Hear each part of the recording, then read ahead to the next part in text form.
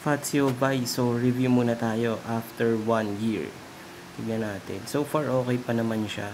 Sturdy pa rin mula nung kinabit natin.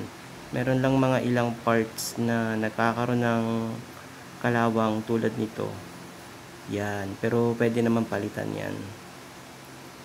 Kabilaan yan, pati yung isang side niya, meron na ring kalawang. Ayan, ano yan eh. Una pa lang siguro mga isang buwan pa lang may ganyan na. Naulanan, tapos hindi ko kasi nabanlawan. Pero overall, lahat kung ano yung performance ng pagkakakabit, ganun pa rin siya.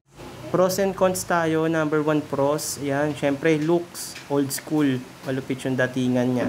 Number 2 pros, yan, pag umuulan, may cellphone holder ka, hindi mababasa agad. And number 3, syempre yung hangin, pag high speed, hindi tumatama sa'yo ng diretso.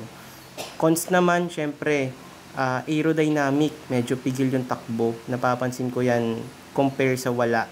And number 2, kung malabo yung mata nyo sa gabi, I suggest na huwag kayong maglalagay kasi medyo malabo yan.